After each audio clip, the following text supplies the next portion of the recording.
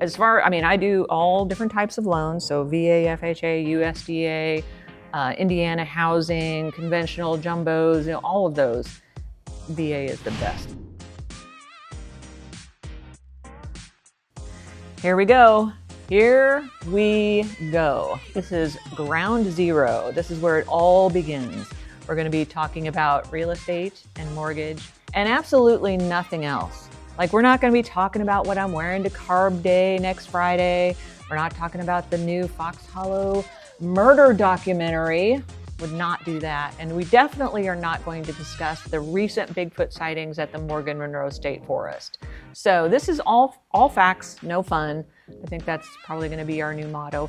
All facts, no fun. It's kind of catchy. I think people will remember that. And today we have our very first guest ever, and this is Catherine James, who is a realtor. So I thought, just to kind of break the ice and get things going, I'd start off with a little lightning round of questions. Okay. You up for that? Yeah. Okay. Are you ready? Of course. Okay. All right, let me see. Let me get my little, these are going to start off easy, and then they're going to get a little tougher. Okay. Okay. So, door knocking or TikTok dancing? Ooh, TikTok dancing. I knew you were going to say that. Coffee or Diet Coke? Either one is equal for me. Well, that is a wrong answer, but I mean, there's no wrong answers unless, they're wrong. So let's see. Okay, this is where it starts to get a little bit tougher. Pizza King, Ale Emporium, or Mother Bear's? Ale Emporium for me. Wow. This is not looking good, Catherine. Not looking good, but let's see. Okay, so now this is probably a little bit tougher. So inspector says they found termites. Okay. Or grandma says this house feels haunted.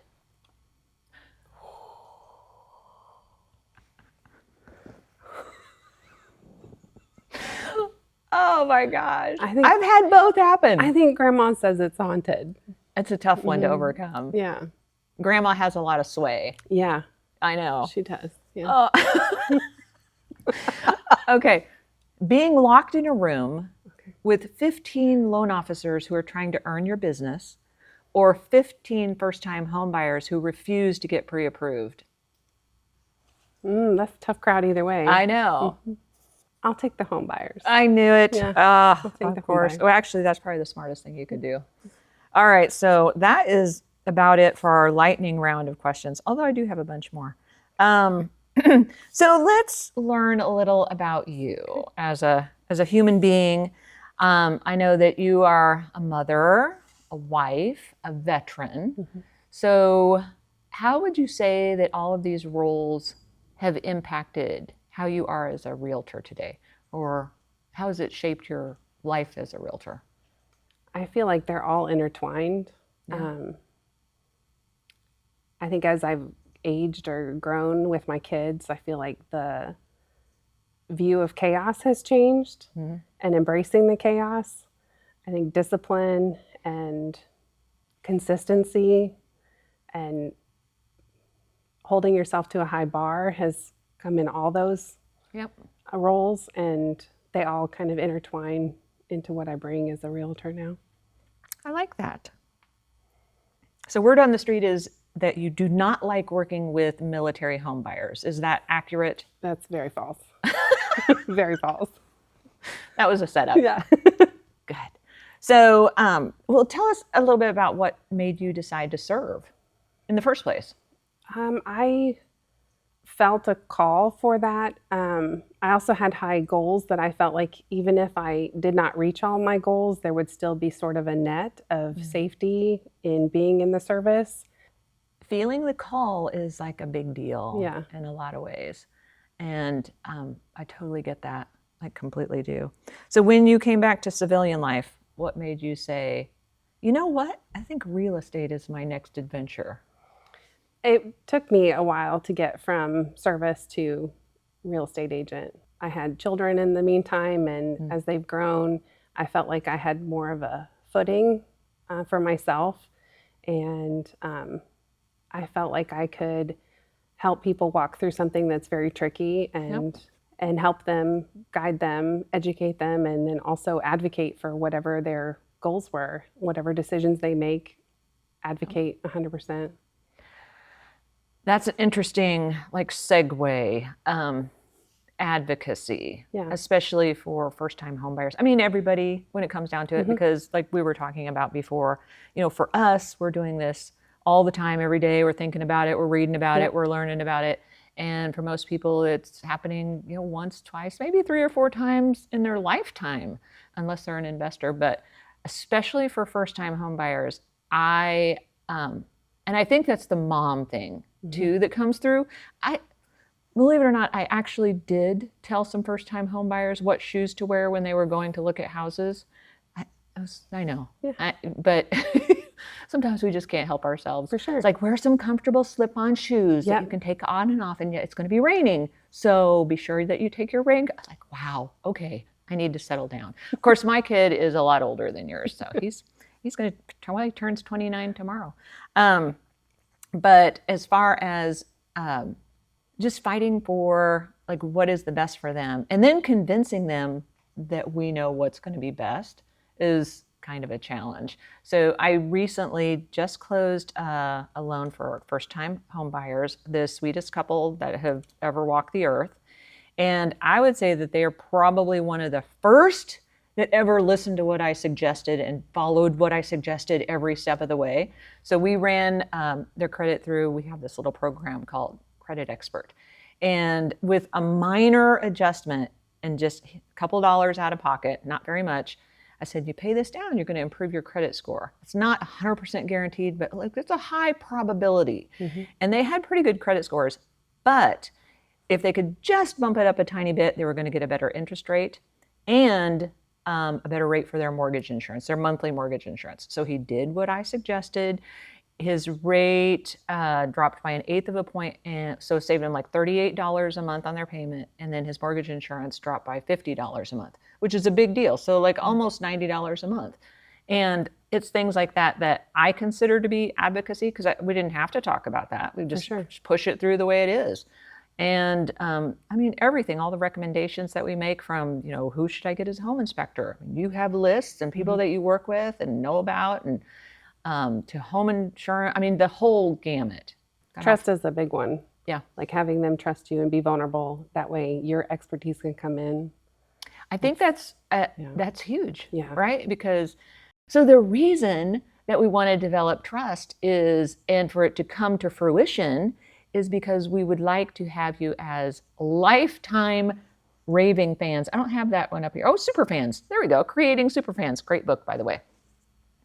Because, it's not just you that may buy your second, third, fourth home, but your friends and your family members. So if we get to know each other, it really does create a pretty incredible bond, I think. And don't you? Would you agree? 100%. Or is it just numbers? Just get them out the door. No, just move them along. Relationships and all that. It's 100%. But it's also their way too. I know first-time home buyers are terrified usually when I first meet with them. They don't want to make a mistake. They don't want to have any regrets. Yeah. And being able to hear and get all the vulnerability and trust on the table so that we can figure out what the best path is for what their goals are. And as things come up, or as we navigate the path, being able to tell them what's coming and all the little pieces, I feel like develops that raving fan that you were talking about, but also the relationship and trust. And even 2 years after they've moved in, if there's issues that come up, I want that phone call. I want them to trust me enough to know that I've got somebody to connect them to and the whole team behind me. Well, that brings me to my next question. So if a military family got PCS orders to Indiana tomorrow, what would you start off with, or telling them, or advice?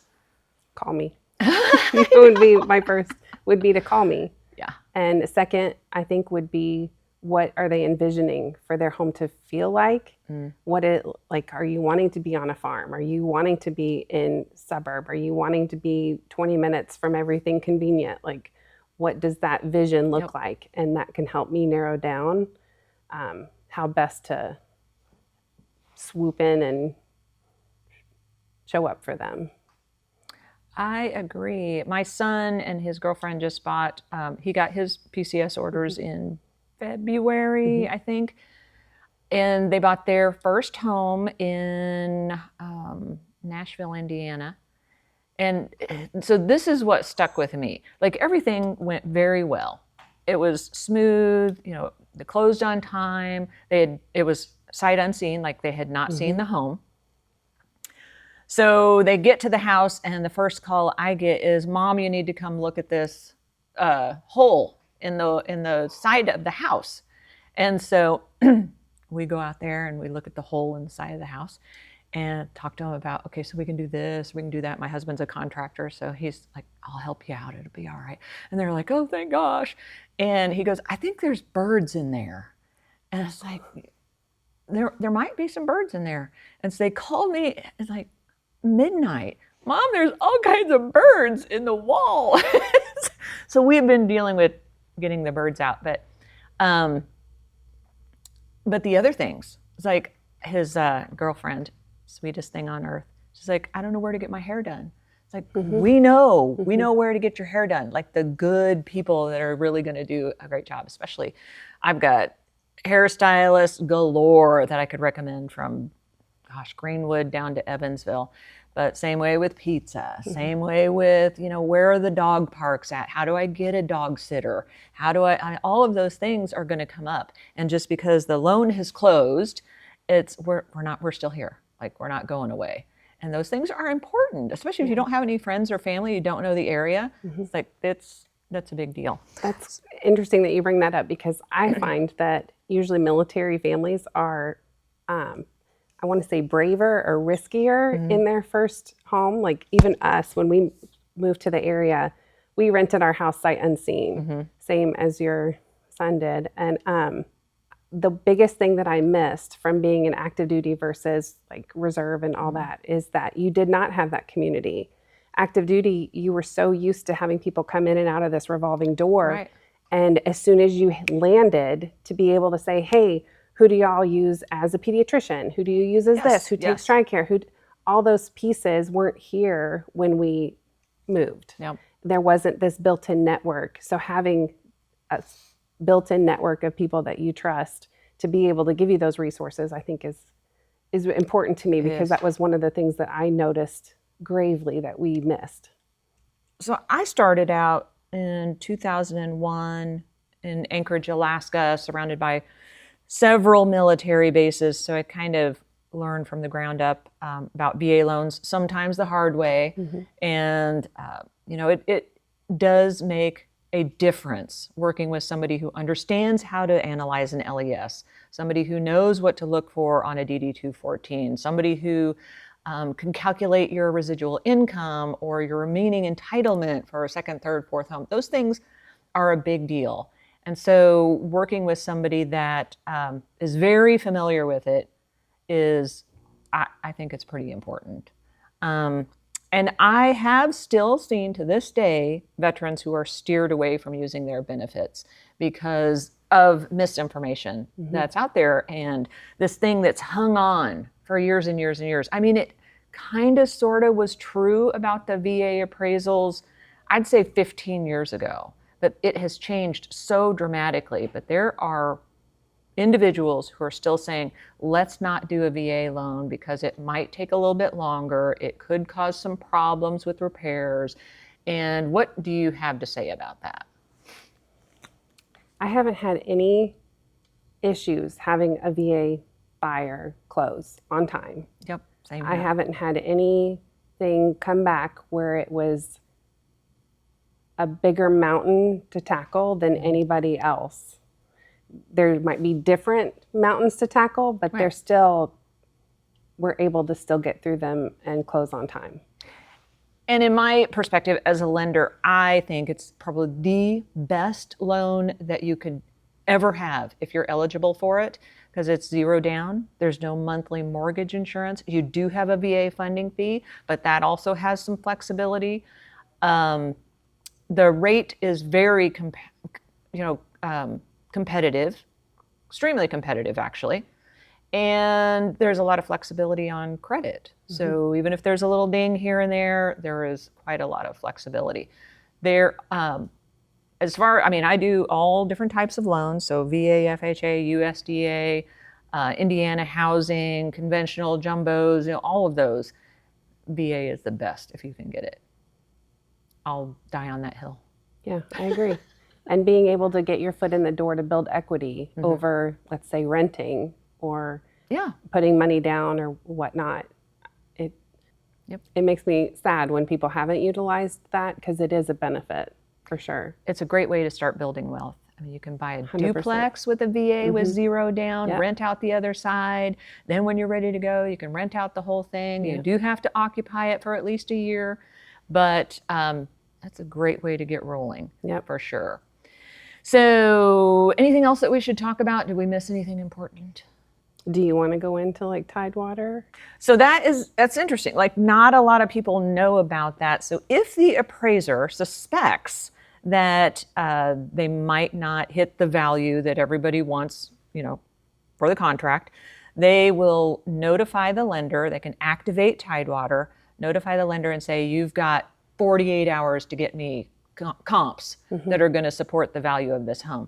And so for us, I mean, we got 48 hours, so we're going to scramble, but we know how to scramble, right? And to get appropriate comps and all of the necessary documentation to help the appraiser come to an accurate assessment.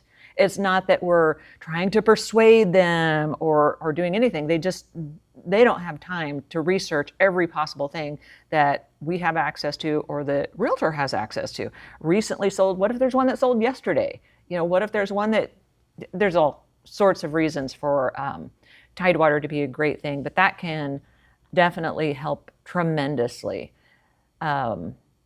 Your thoughts on that?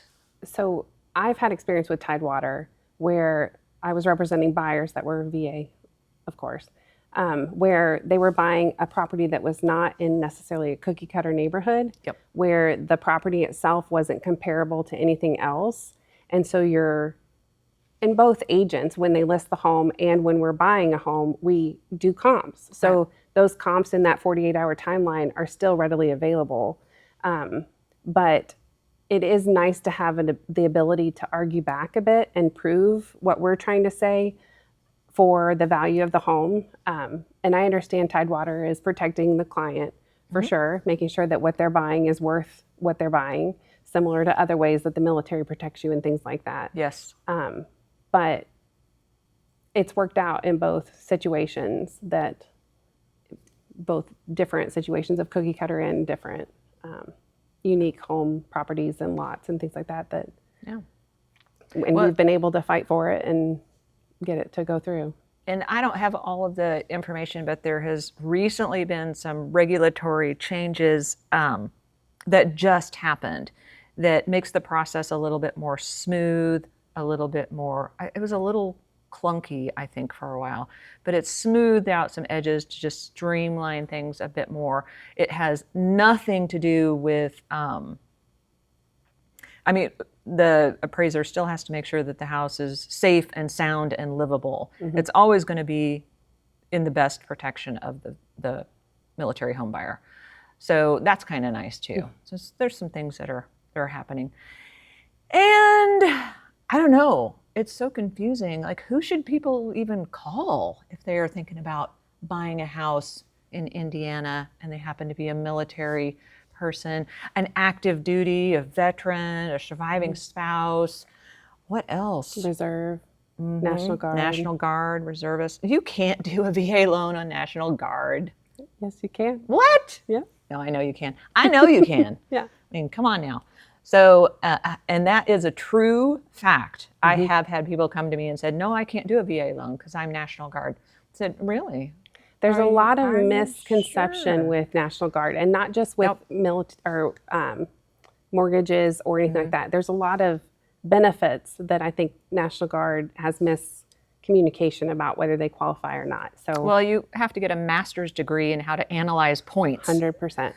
It's and when I say master's degree, it's like you do have to read the regulations, which is not that challenging. I think matters for hiring people to represent you, who care about that will fight for you and push for you to make sure that you're getting what you're deserving of. So what I hear you saying is that they should probably call us. Yes. Yes, I agree. Very good, very good, very good. Okay, last question, and then I'll let you go. And this one really is probably going to change the trajectory of your business. I mean, it's either going to rocket you to stardom or, so you want to think about it. So like I said, there's no wrong answers. Okay. I mean, I don't make the rules. I do make the rules, but it sounds a little bit better if I say I don't. So I just say that. So Hoosiers or Boilermakers? Well, I am not born here Hoosier. I'm a transplanted Hoosier, so I vote for whoever. I'm sorry. We'll take that. We'll take that. I mean, it's Hoosiers, just so you know. So it's funny because my boss and my mentor is a huge Boilermaker Purdue person, and I can't wait to have her on the podcast. Can't wait. I'm sure when my kids go to college, I will be hardcore, wherever they go. We welcome and love we love everyone, just so you know. Okay, I think we did a good job. I think we did. It's a pleasure to talk to you and to get to know you a little bit. And we were supposed to talk about how we met. So this is a lovely story. So I'm on the gram. What is it? The Insta, the gram. What do the kids call it these days? The gram. I'm on the gram. And I noticed, there's this chick on here, and she's pretty cool. Like, she's doing some cool stuff. I kind of like her vibe. So I slid into your DMs and hey, you want to be friends? And you're like, sure. And here we are today. So. True story. True story. Oh gosh, there was a snort.